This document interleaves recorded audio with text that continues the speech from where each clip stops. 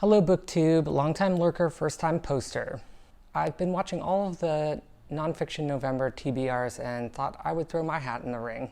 I may or may not even post this. If I do post it, will I ever post again? Well, that remains to be determined. We will see. Nonfiction November is hosted by Olive from A Book Olive, and the idea is to get people reading more nonfiction. I guess, one moment.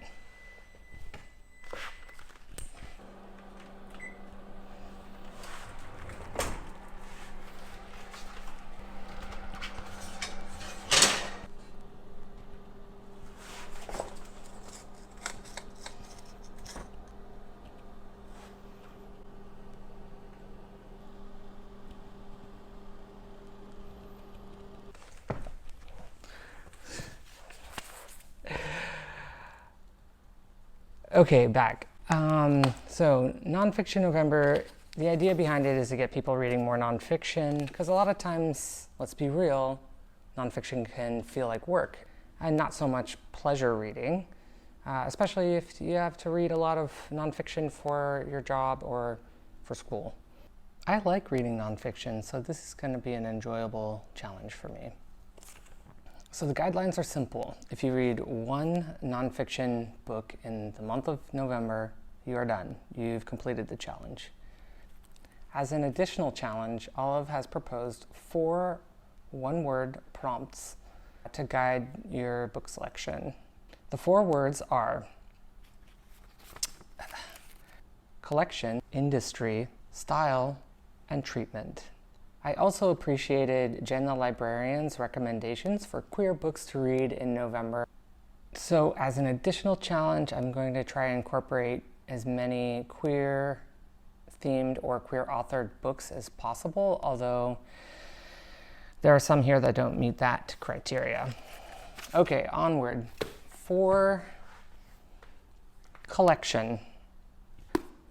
This is a collection of essays that explores and interrogates the construction of fatness as we know it in medicine and society. This is not inherently a queer book, obviously, but there are actually many chapters in here that appear to be based off of or incorporate queer theory, such as fattening queer history, where does fat history go from here? Widening the dialogue to narrow the gap in health disparities, approaches to fat, black, lesbian, and bisexual women's health promotion, quest for a cause, the fat gene, the gay gene, and the new eugenics. And the list goes on. I'm really looking forward to this.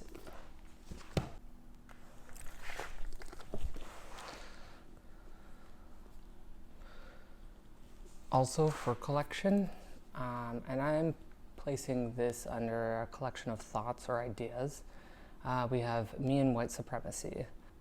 The way this book is structured is it utilizes 30 days of prompts as a step-by-step reflective process to interrogate how white supremacy shows up in our minds and lives. The idea being that we move towards dismantling white supremacy, and I'm really looking forward to this. In fact, I would like to dedicate a month where I don't have a whole lot of other reading. I really like the idea of having a structured self-reflective process for this, and it would be great to do this annually. All right, next up, industry. For industry, I have Trapdoor, Transcultural Production and the Politics of Visibility. And I'm really going with the transcultural production as the industrial part of this, because this could very well go under style, in that it does appear that there's a lot of art being reflected on in here. I'm just going to read a little bit out of the sleeve. Transvisibility is touted as a sign of liberal society, but it has coincided with a political movement marked both by heightened violence against trans people, especially trans women of color, and by the suppression of trans rights under civil law. Trapdoor grapples with these contradictions. The essays, conversations, and dossiers gathered here delve into themes as wide-ranging yet interconnected as beauty, performativity, activism, and police brutality. Collectively, they attest to how trans people are frequently offered doors, accommodating trans bodies and communities only insofar as they cooperate with dominant norms. The volume speculates about a third term, perhaps uniquely suited for our time, the trapdoor, neither entrance nor exit, but a secret passageway leading elsewhere. Love it, and it is beautiful. It is a nice, thick, heavy, sturdy book, and I'm gonna read it this month. For style, I have 2 books. This one, Queer Threads, Crafting Identity and Community. I literally went to the library and searched queer and crafting, and this is what came up first, and it's gorgeous. The way this book is structured is it's mostly photos from I think a particular art show with interviews from the artists and towards the back. So this is going to be a quick read, I think, but look at some of this. I mean, that is just stunning.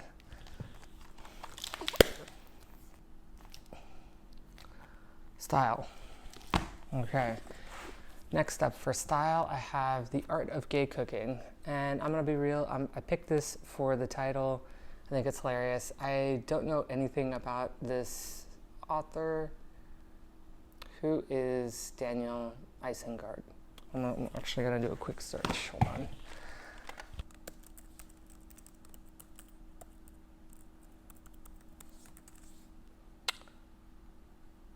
Okay, so this looks like this person is a cabaret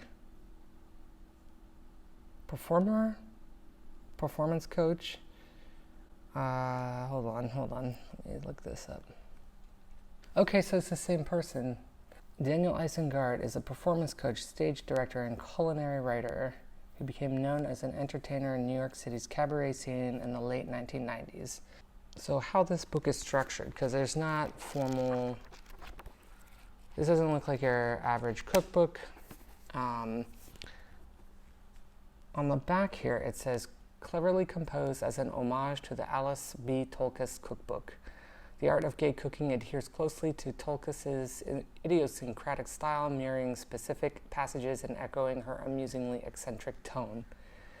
A chapter devoted to recipes from friends presents a poignant contrast to the limelight on celebrity chefs and restaurant food, proving that, at least in Isengart's lively social circle of individualists, sophisticated yet unpretentious home cooking is not a lost art. We will see how this stacks up to Alice's book, which I also have. Another famous queer person. This book makes me kind of wish that I had actually picked up The Man Who Ate Too Much, which is a biography on James Beard, who, not many people know this, was also gay. On his Wikipedia page it says, Isengart is married to a Belgian artist, writer, and art history professor who in 2014 wrote the autobiography of Daniel J. Isengart, an adaptation of Gertrude Stein's The Autobiography of Alice B. Tolkis. The audacity. Also, that is adorable. Okay. For the category of treatment, I went the sort of medical route, which I think a lot of people tend to. And my first book is Strange Bedfellows, Adventures in the Science, History, and Surprising Secrets of STDs by Dr. Einar Park. So this doc actually works in my area in our municipal STD clinic, and also I believe has been doing work with the CDC developing the new guidelines, which actually I might put on my TBR to read the newest edition of the STI treatment guidelines from the CDC. The structure of this book is using the format of storytelling and humor to address stigma around sexually transmitted infections and prevention, for that matter.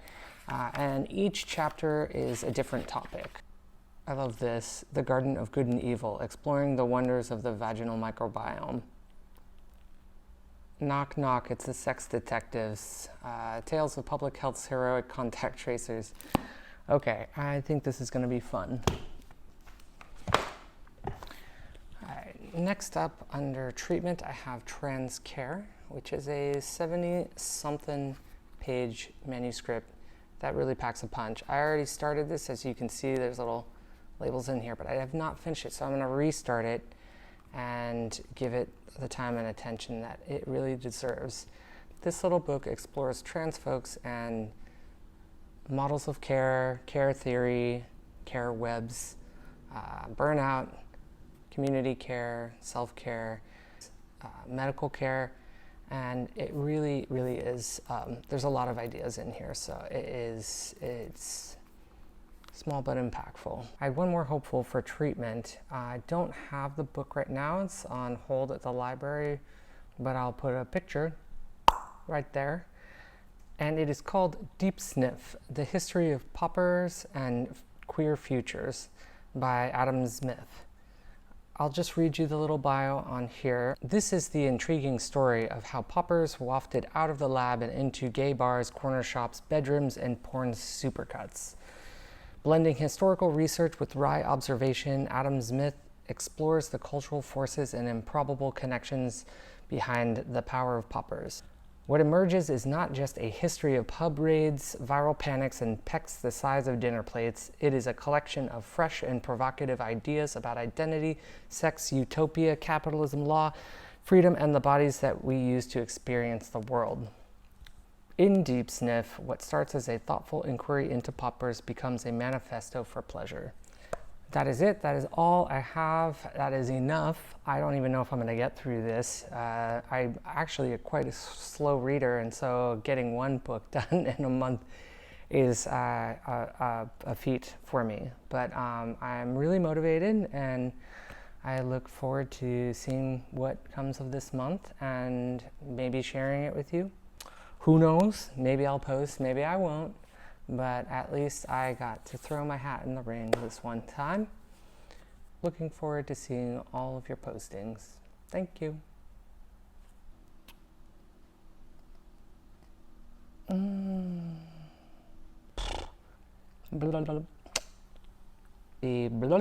Okay.